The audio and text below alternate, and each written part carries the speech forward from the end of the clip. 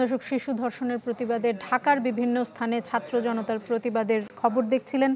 দেশের বিভিন্ন স্থানেও বিক্ষোভ মিছিল, মানববন্ধন এবং সড়ক অবরোধ করেছে ছাত্র জনতা। ঘেরাও করা হয় মাগুরা জেলা চিফ জুডিশিয়াল ম্যাজিস্ট্রেট আদালত। এদিকে ঠাকুরগাঁওয়ে পঞ্চম শ্রেণীর শিক্ষার্থীকে ধর্ষণের অভিযোগে গ্রেপ্তার করা হয়েছে এক শিক্ষককে।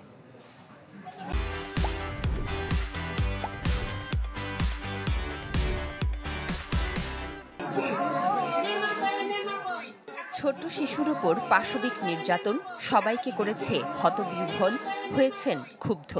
তাই তো বিচার দাবিতে এক কাতারে নানা শ্রেণী পেশার মানুষ। রোববার মাগুরা জেলা চিফ জুডিশিয়াল ম্যাজিস্ট্রেট আদালত ঘেরাও করেন ছাত্র জনতা।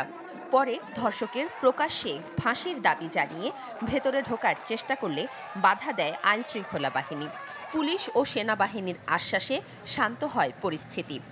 একটা বাচ্চার সাথে যে ঘটনাটা ঘটছে, এরকম ঘটনা জানি আর না ঘটে, আর যে ধর্ষক তার আমরা দৃষ্টান্তমূলক শাস্তি চাই। আমরা ন্যায় বিচারের আশা করি, আমরা চাই যে ধর্ষক তার প্রকাশ্যে ফাঁসি দেওয়া হোক।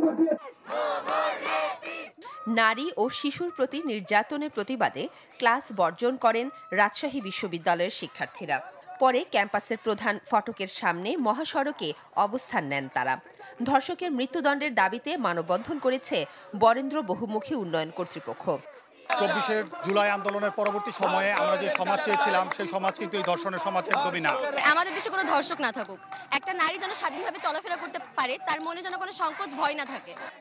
নারীর প্রতি সহিংসতা রোধে বিক্ষোভ সমাবেশ ও পদযাত্রা করেছেন কুমিল্লা বিশ্ববিদ্যালয়ের শিক্ষার্থীরা।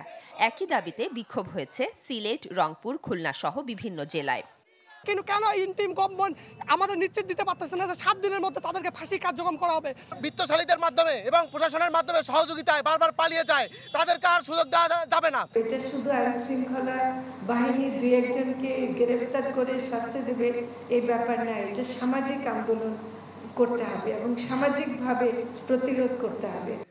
এদিকে মাগুরায় ধর্ষণের শিকার শিশুটিকে দেখতে সম্মিলিত সামরিক হাসপাতালে সিএমএইচে যান স্বরাষ্ট্র উপদেষ্টা মোহাম্মদ জাহাঙ্গীর আলম চৌধুরী। জানান, দোষীরা যেন কোনোভাবেই ছাড় না পায় সে বিষয়ে সোচ্চার স্বরাষ্ট্র মন্ত্রণালয়।